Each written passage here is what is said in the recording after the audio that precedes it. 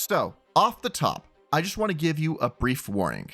This video has spoilers for Act 1 of Silksong, as well as spoilers for Void Stranger. But I will clearly mark when Void Stranger spoilers are, so you can skip that section if need be. So, without further ado, let's get on with the show. When it comes to gaming, punishment is a bit of a counterintuitive topic to talk about, as it often results in a feeling that the game is wasting your time, making you into the bad guy, or perhaps even robbing you of a useful tool while you're still struggling. In the truest sense, games have limited avenues in which to punish a player. The only thing it can meaningfully do to punish you is to use a failure state to reset your progress in some way, or limit your ability to progress in the game until a requirement is met, or otherwise punish you narratively with a bad ending, or limit your capabilities in some way as a result of your actions. Having a true failure state means that your player will at some point be repeating content for some length. This means that their punishment for failure is wasting their time, demanding that they repeat content they've already completed in some form or fashion until they've played enough to unlock a checkpoint of some sort, which will be the new place they are sent after a failure state. That's all assuming the game has any checkpoints at all. And in the case that it doesn't, you'll be starting back from the beginning of the game, or a run in the case of something like a roguelike. This can be a hard thing to balance. For example, a game like Celeste has numerous checkpoints. Often every room is a checkpoint, but each one of those rooms is hyper difficult to complete. So it has this insane number of checkpoints almost by necessity. With something like Silksong, benches are often rare and not always present when you need them. You could go quite a while without finding a place to rest, and even when you do, not all of them are necessarily exactly friendly. Even when you do find the bench, it's often not always close to a place of interest. The game has a lot of truly brutal boss walkbacks you'll have to speed through in order to get another chance at the boss after dying, which you absolutely will. These walkbacks have been somewhat of a flashpoint for discussion because many games feel the need to make it so you can retry bosses immediately, as they tend to be a challenging point of the game that demands mastery and immediate practice, similar to the logic I put forward to Celeste. The reason for its numerous checkpoints is that basically every room is a boss. So why even do this? These runbacks to the boss are normally not even really that hard to do anyways. They're more of a test of patience to make sure you're not rushing your way to the boss too hard, because if you don't, you might find yourself getting wrecked on the path to the boss by accident because you're being an idiot and impatiently rushing to get to your location. These paths can take upwards of about a minute or 3 per attempt, with some of the longest ones clocking in at around 40 seconds to a minute, depending on skill level in the case of Last Judge. So the amount of time you spend walking back to bosses does add up. It's not something the developer would be unaware of, so they must be doing this on purpose, right? This can't be just a slip of the finger or a mistake of some kind. This had to be a decision made with a high amount of intent. So again, I ask the question, why do this? From the outside looking in, there's really no logical reason the game shouldn't let you retry the bosses again immediately. Many other games do this exact same thing. For example, Elden Ring, for all its punishing gameplay, will put you right back outside the boss room every time you die, and that game maintains its difficulty. So what do the developers possibly gain from wasting the player's time like this? To fully unwind this, let's step back a little. Let's start with the origin of this type of mechanic. The reason it exists in the first place: lives. So in the early days, lives weren't exactly about wasting your time. When you lost a life in an arcade game, you didn't actually lose any progress most of the time. You would actually get right back up on the same screen you died on. Your limited lives, instead of representing a punishment to your time, actually represented a punishment to your wallet. Anytime you ran out, you could simply pop in another quarter to get more of them. So lives originated as something made to extract quarters for your every failure, so that every minute you spent banging your head against the difficulty of the game was a minute spent paying. But not every arcade game was so forgiving as to let you respawn exactly where you died. Many of them still do have checkpoints, and those checkpoints must be earned by exploring areas with your given lives. This was usually done for single-player arcade games of shorter length, so that you would have more time to spend giving it quarters. These games were often made hyper difficult as well, as the harder it was to get through all the content, the more quarters they would have to pop into the machine in order to see it through to the end. This is why some have even said that live systems are an antiquated artifact of the arcade era, something designed and put in place explicitly to make people pop in more quarters. Except, in the case of consoles, it was put into retro games to artificially extend their length, as cartridge sizes were quite small back in the day, so most NES games front to back are actually quite short. This comes back to the rental industry. The fear was that if your game was too short, it'd be very easy for your player to simply rent your game once and beat it overnight, and then be done with it. The harder it is to beat the game before the rental time is up, the more likely your customer is to buy it, as repeat rentals would eventually add up to be more than the cost of the game. This might be why we counterintuitively saw some games localized for North America coming with higher difficulties in the NES era. Then you add this higher difficulty to a live system, and suddenly it takes exponentially more hours to beat your game than it normally does. All this shows that there might be a historical precedent for this type of design that is wasting your time in order to encourage you to buy a game instead of renting it. However, that's not the entire story. The rental industry was only really popular overseas, and it wasn't a huge thing in Japan, hence why I mentioned that when games came overseas, they got harder instead sometimes. But those games still had live systems before they were ported overseas. With this in mind, you could say that it's still a holdover because many of the designers of these games also made arcade games. In fact, many of these games were simply arcade ports. But even without the rental industry, the industry as a whole had an incentive to artificially lengthen games, at least to some extent, as they were expensive, and games at the time were extremely short. Your customer is more likely to continue buying your product if their kids are not finished with it in a single day. And this is the type of historical precedent that's usually cited as proof that these elements are antiquated and waste your time. But designers are still doing it. And we've known the historical reasons for their implementation and the lack of need to do it anymore for years now. Punishing game design has been viewed through a negative lens for a long time as well.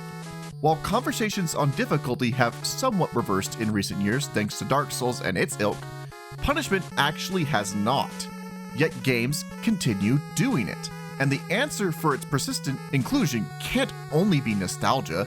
You could probably try to boil down the reason for lives existing in something like UFO 50 to be nostalgia, as it's supposed to feel like discovering an old console from that era, but it's harder to pin down why these punishing mechanics are in more modern games that aren't made to be purposely nostalgic. And even then, most of the actual nostalgic game collections we see these days have features like rewind and save states, because the older fans of these games don't want to put up with these old systems. UFO 50 has none of that kind of stuff, and instead expects you to play these games with their punishments as they are.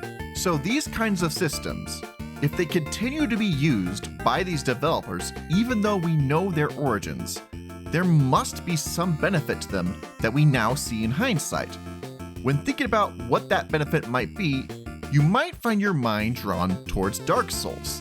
The idea that it can be rewarding to conquer a punishingly difficult challenge is an idea that has gained a lot of traction in modern gaming thanks to the series. However, that challenge of overcoming a hard boss fight is not necessarily what we're talking about today. No, we are talking about the other things. Stuff like losing all your souls if you don't make a run back, and the existence of that run back in the first place. Punishment isn't necessarily challenging, though the persistence of punishment can demand mastery, but a challenging game does not need to be a punishing game, and vice versa. For example, if you made a Kirby game with true permadeath, meaning that when you game over, it will erase your save file and make you start from the very beginning, this would indeed make the game more punishing, but not necessarily more difficult. It's not quite the same thing as adding enemies with more complex patterns or difficult boss fights, or making Kirby more frail and the enemies having higher health bars. With this change, Kirby would still be the same chill, laid-back platformer, except when you get careless, you would have to start all over again, which would completely change how you play the game. Now you would play far more cautiously despite the difficulty not actually having changed at all.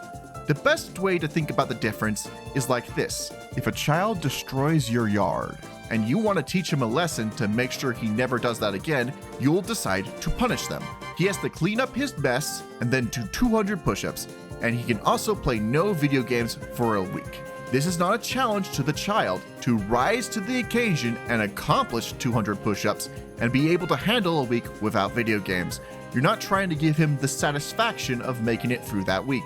Instead, you're trying to instill fear in them to make them think twice before performing the same undesirable action.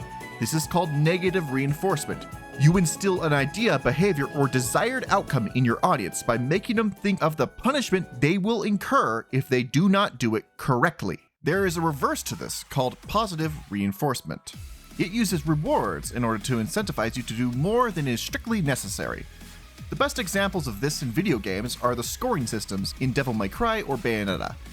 Technically, you can complete these games fairly easily with all F grades, and the game will not actively punish you per se for doing it this way, but it will reward you greatly for accomplishing the high scores. You can see similar behavior in something like a chest on a map. A chest is there to encourage you to explore and look in every nook and cranny of a level, as going down that mysterious corridor could lead you to a treasure, so you're encouraged to poke around and be curious. On the other hand, there are traps. Traps help you pay attention to the environment by encouraging you to look closely or else suffer the trap's wrath, instead of looking closely and getting rewarded. The interesting thing about traps, though, is that they're normally used in conjunction with treasure, rather than by themselves, because the idea isn't that we want you to stop exploring. Just a trap with no treasure at the end will only ever eventually encourage the player to just never go off the beaten path, because there's nothing there but traps. The learned behavior in this case becomes please don't explore. The behavior we want from them is to learn to pay attention to where they're going, so there needs to be incentive to go there in the first place regardless of the trap, to encourage the player to willingly and openly walk into places covered in them. But traps can make the player feel cheated, so why do this over just having the treasure? They accomplish the same goal, right? Well, do they actually do that? You know, games can create more than just a feeling of fun. If all we were after is simple entertainment and nothing else, then yes, you would indeed have a point. But let's say you want your environment to be intimidating and threatening, to make the player hesitate and be scared while they're in it, to have them feel legitimate terror. Well, one of the easiest ways to do this is to punish them, to make it clear that if they're not careful, if they aren't paranoid, if they aren't looking around every corner and making sure it's safe, they will be punished. A reward won't make you feel fear in this way. Well, okay, that does answer the question for traps perhaps. They do indeed instill a feeling of fear, but it doesn't quite answer the question for other aspects of punishment. So let's recall the runback. Why do we have that? What is a runback actually punishing for a player? What behavior are they trying to make us learn? Why would they have you go through an activity you've already done in order to get to what you actually need to do? Like, what part of you does that frustrate? It's patience, right? See, Hollow Knight and Silksong by extension are games of patience more than anything else. Your ability to get through boss fights, find paths in the world, and get through areas in general really depend on your ability to respect enemy patterns, pay attention to them, and not be greedy. A walkback in a lot of ways preys on your impatience. The idea is that you want to get back fast, but you don't want to be sloppy. You want to make sure that you're getting through the environment without making more mistakes than is necessary. My favorite example of this is in the walk back to Savage Beastfly. You'll see that on this path, right before there's a big enemy, there is a trap on the ground. It is completely invisible for the most part, and if you get caught in the trap, you will absolutely be hit by that big enemy in your path before you're able to free yourself. It's basically a free HP loss if you don't know about it. But once you learn where this trap is, it becomes totally avoidable. And once you've run into it once, you will remember its location. You just have to pay attention and remember to jump at that point where the trap is. But as you fight Savage Beastfly, more and more, you'll be tempted to just run back as fast as you can, as you're only thinking about the boss fight and not being patient and getting your mind on the journey back. The idea is the developers want you to shift your mindset away from the fight for a little bit, so you stop frustratingly banging your head against the wall and being greedy and getting mad at the fight. Because the point isn't to have the hard fight make you mad, it's to make you aware of what the pattern is, to help you memorize it, and have you patiently wait to get your strikes in when they are available, rather than rushing to the conclusion of the fight by greedily poking where you shouldn't. It doesn't exist just to irritate you, it exists to break up fights and reward you for paying attention and being patient. They do this because patience is what ultimately will allow you to conquer all of the fights in the game. Positive and negative reinforcement are ultimately about teaching a behavior to a player, and which type of reinforcement you pick to use is ultimately based on what you would like to teach them. And if you desire to teach them something based on a negative emotion, you will need to use negative reinforcement. Earlier, we were also talking about life systems. What's the point of those? For Runbacks and Silksong, we found that repetition can help build patience, but not every game has this kind of system that demands the same sort of patient pattern recognition from its fights. And life systems, especially those that set you right back to the beginning, don't necessarily teach patience per se. Well, there are a couple reasons for them, and it highly depends on how a game chooses to use them, especially the method of renewing or gaining lives. Let's take Void Stranger for example. Now, I'm going to have to spoil a couple of secrets from Void Stranger, but trust me, I'm barely scratching the surface of the secrets in this game. But if you want to play this game spoiler-free, which is what I recommend personally, I would recommend you skip to this time code. Okay? 3, 2, 1, go. So in Void Stranger, you have a currency called locusts. These locusts make up your lives. However, you will not have any at the beginning of every run, but you can gain additional locusts through a few different ways. The majority of them have to do with gathering more of them in optional tests in the map in order to encourage you to do more than the bare minimum to solve the puzzles. But lives are not just an incentive to solve the puzzles in an interesting way, they're also a tool. For example, if you drop from certain statues, you can spend all your locusts to skip as many floors as you have locusts. You can also get more locusts by manipulating the menu to just add the floor number to the number of locusts in your inventory to get more. You can use this in combination to get to places you're not supposed to be able to get to by using highly specific numbers of locusts. But interestingly enough, Void Stranger doesn't only have locusts. It does actually have a way to get through the game without using the life system. It's called going void. However, while you can complete all the puzzles in the void state, you cannot get certain endings while being void. So there's an incentive to complete the game without being void. But the game is so hard that you're likely to, at least the first time around, complete the game in the void state and see the bad ending, and then be incentivized to try again, but not void. But why do they want to encourage repetition in this way? What's the point of repeating puzzles you've already solved? It's because Void Stranger is more than it says on the tin. This is a mystery game, and you're going to have to go through levels multiple times to find secrets and uncover various things in the world that you wouldn't pick up on otherwise. Because you're not just here to see puzzles, you're here to break the game and discover all it has to offer, to solve the mysteries hiding at its core. In short, understanding through repetition is the goal. For games that are less about puzzles, it's more about mastery through repetition. Let's take a game like Mortol in UFO 50. In this game, your lives are like a currency.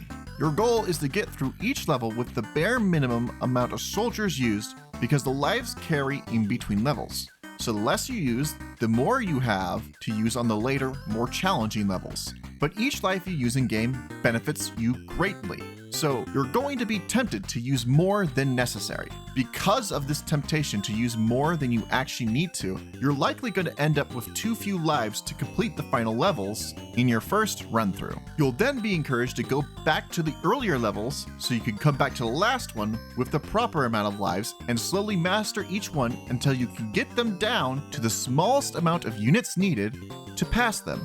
Mastery through repetition. This is more of what life systems are all about. It's not about being able to conquer an individual challenge, but mastery of the game itself. Although they did originally exist as perhaps a way to artificially lengthen games, in the modern era, they're more thought of as a way to encourage someone to fully understand a short game and come to master it. Then how about some of the other uses of punishment? Stuff like permadeath or weapon durability. Permadeath is a bit of a broad topic, so let's break it down a bit. There are two types of death when we talk about the system as a whole. There's permadeath as it relates to the main character, which is something more like a life system, which is mostly seen in stuff like roguelikes, and they act more like a failure state. from which you must restart the game from the very beginning or start a new run of its content. Permadeath as it relates to ally characters is a completely different beast. This adds weight to how you choose to use your allies and really makes you think about how to keep them safe in combat to make sure they do not die as a result of your tactics. It can also add a sense of dynamicism by effectively making your game have a rotating cast, as the permadeath mechanics will result in some of your older units kicking the bucket and you having to pick up newer ones to replace them. This means the mechanic can both encourage variety for the player as well as encouraging more careful tactical play. This idea of variety is also largely the reason for weapon durability's existence, though it has multiple applications. But the most common one is enforcing the idea of constantly switching between different weapons and thinking carefully about what situation a weapon would be best used for. The other approach is basically a matter of maintenance, and why they have this system can change a lot game to game. For example, Monster Hunter has a highly unique usage as it is used as a strategic element of the game, in which you must carefully find cover during the midst of a fight in order to maintain maximum weapon damage in some cases. But most games use it primarily as a money sink or part of its survival mechanics as a whole, instead of using the other type of system. But weapons aren't the only thing that degrade or have low usage in games. Sometimes your weapon won't break, but you'll have limited ammunition that you must craft, or otherwise need to find on the bodies of fallen enemies or somewhere in the environment. In Silksong, when you use tools, replacements are automatically crafted at the bench, so every tool you have will always have a cost, as crafting isn't optional. So you need to think carefully about when and where you use your tools. But when you do use them carefully, you're rewarded with a powerful tool for bosses and any hairy situation you get yourself into. Instead of encouraging you to use variety, this encourages you to use what you have wisely. But the interesting thing is, we as humans tend to be risk averse. See, the thing about Silksong's tools is you don't strictly need them. They're there to help make boss fights easier at a cost. Due to them not being strictly necessary, players might opt to never use them in case they run out of materials for when they quote-unquote need it later. You can see this behavior most starkly with rare, limited items in RPGs. How many rare potions does the average RPG player still have in their inventory for the final boss fight? Usually it's quite a lot because they refuse to use it just in case they might need it later. The difference with this type of punishment is it's entirely up to the player, because the chance for any punishment, real or imagined, only opens up if they use the item, so they never do. But the game was never designed for you to have to use that rare item in any place. A designer can never assume you're going to use this item, so it will never be needed. Only a hack would make a game actually require that you use a limited item in a very specific fight. No, they designed with the assumption that the player might not have access to this item. But even though this risk is entirely imagined, players still exhibit this behavior regardless because of risk aversion. Unfortunately, in some senses, this is not behavior you can avoid or even get around. The players with this type of mentality will simply do this to any truly limited or rare item, so you just have to design with the assumption that some players will truly never use it, while those players that do know can use these items to help them if they are struggling. So with all this laid out, why do it? Of all the examples I cited here, was any of this worth it? If you checked Steam reviews of Void Stranger, you will see review after review warning of the constant repetition of puzzles as a potential downside for the game, decrying it as something that can feel like the game is wasting your time. If you check reviews and discussion around Silksong, the frustration around its walkbacks will be frequent, and the conversation on how punishing it is will be central. While many appreciate its design, it seems not everyone can jive with that level of punishment. If you check thoughts and sentiments about Breath of the Wild, you will find that weapon durability and rain are two of the most commonly complained about elements, because people don't like being forced to accept variety, whether it be in weapon choice or in path. And lastly, there's hardly a trope more commonly known or joked about than the RPG item hoarder. What's the point of even having these items when the developer knows that half of its users never use it? It's the same conundrum that has continuously driven intelligent systems to constantly phase in and out weapon durability for Fire Emblem. The idea that these more valuable weapons are just not being used by casual players. Heck, even for Silksong, a lot of people have this idea that the game is much harder than it actually is because they're just not using tools properly, which makes the game significantly easier. Is it really worth it to do this? It seems like no one likes them. Well, if you're doing your job right with negative reinforcement, literally no one should like the punishment they're receiving unless there's some sort of masochist. The fact of the matter is that negative reinforcement requires on some level forcing something unpleasant onto people. So by definition, it will rub some people the wrong way. Something that comes to mind as an example is how some people perceive a character who is a terrible person. For some people, a terrible person in a game is also a terrible character, i.e. they judge how good a character is based on how much they would like to hang out with them. For example, I hate Michael Bell with every fiber of my being. But he's also an incredible character and a great villain. Very well written, very well realized, and supremely hateable. He serves his purpose, but I do not like Michael Bell, and I feel like avoiding him on every opportunity, and I do not want to free him from jail. I just want him gone, because that's kind of the point. You're not supposed to like him. Negative reinforcement works similarly. Yeah, it will never feel good to walk all the way back to your last boss fight, but it can be a critical part in calming you down and prepping you for the next boss fight attempt on a psychological level. It will never feel good to be halfway up the mountain and suddenly have it rain and lose all of your progress on that peak. But the innovative or interesting way I chose to get around that will still be an interesting memory of my journey in Breath of the Wild. It will never feel great doing the same puzzle for the nth time in Void Stranger, but doing that again and again might eventually push me towards looking closer into the game and finding ways around that, and incentivizing me to peel back the layers of the shell like Void Stranger wants me to, because there's ways around this stuff when you look. None of these will ever feel good in the moment or even in hindsight to you. They will always feel like flaws with the game, and perhaps even after hearing this section you will still think so. But the point is that they're not here for their own sake. They're here to teach and reinforce a behavior that leads to the thing they want you to do. In the end, negative reinforcement is a tool that a developer might use that is both useful and dangerous. It can be incredibly effective in creating the behavior you desire, but it will always result in a negative player sentiment around the system, at least in some percentage of the player base. Even if they know why you're doing it, they still might hate it in the moment.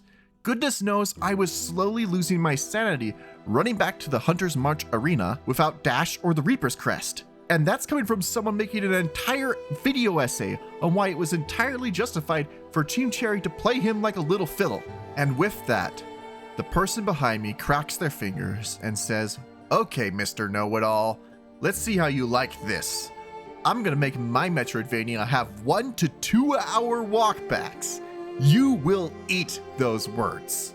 To that man, I will look them in the eyes with pity. Void Stranger literally does that to you, especially if you don't know certain secrets yet. Also, that's like a description of every roguelike ever. Granted, roguelike runs tend to be about an hour or below range, rather than multiple hours long for this very reason, because every time you die, it's walk back. But the statement isn't entirely without merit. While I did label these two as examples of long walkbacks, they do have a purpose. Void Strangers are long because you're not supposed to actually do every puzzle in a row. After all, there are ways around that, and you are supposed to discover those. And roguelikes are designed around variety, so while yes, you are repeating similar content, it's always mixed up in a way, and it's part of the core gameplay loop. It's baked into the very fabric of the genre. In your hypothetical Metroidvania with 1 to 2 hour walkbacks, yeah, that probably would be a very, very bad idea. Unless you're making some avant-garde experience about the futility of existence or something, I don't know. But that's not because walkbacks are bad necessarily. It's because your bad faith example wasn't made with any real purpose. The point is that a walkback is a tool you can use with purpose, just like all negative reinforcement. The reason I justified it for Silksong is that it's a tool to instill patience in the player. It's the same reason I'll defend Rain. Yeah, people hate it, but it's a tool to make the player take more variety in their path and keep them from following the logic of the shortest route to a destination is a straight line every time. Because trust me, without this detail, you would just follow straight lines on the map all the time.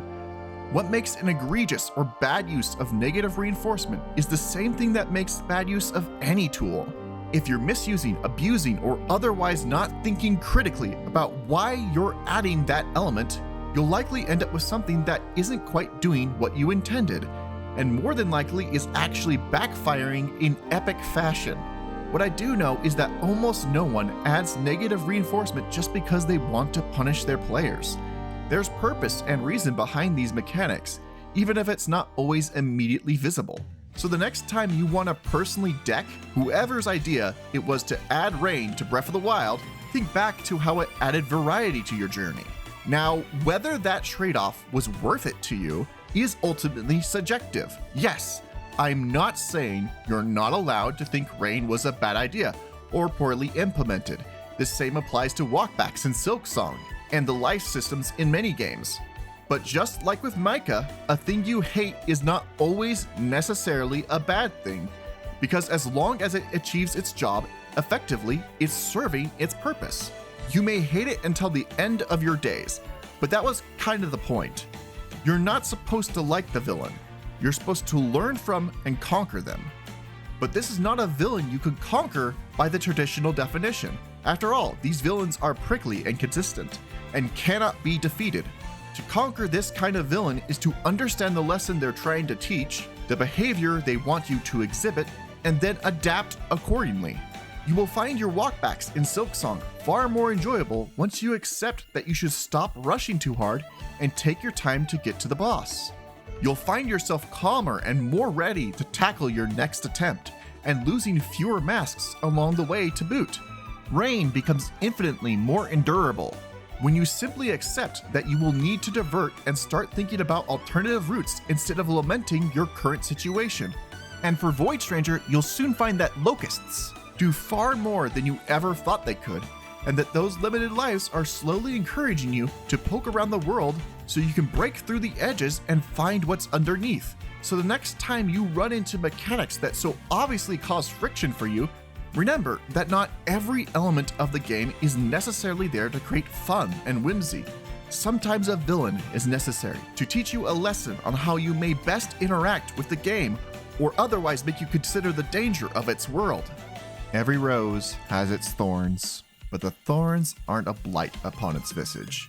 Indeed, some do think the rose's beauty is enhanced by its thorns, but leaving the thorns as they are renders the flower not safe to the touch, so others would still insist on stripping it of its thorns, so the flower may be safely held close to your heart. Neither perspective is necessarily wrong in this matter, but the existence of the safer option should not replace your ability to display the rose exactly as it is, thorns and all. And that's the end of the video. Thank you so much for watching and sticking all the way through to the end. If you like it, please make sure to like, subscribe, and share it with others, as well as leaving a comment. I read all of them and would love to hear your thoughts. Also, you should see a few videos up in the corner. Feel free to watch any of them that strike your interest. Anyways, I hope you have a great day and take care. Bye.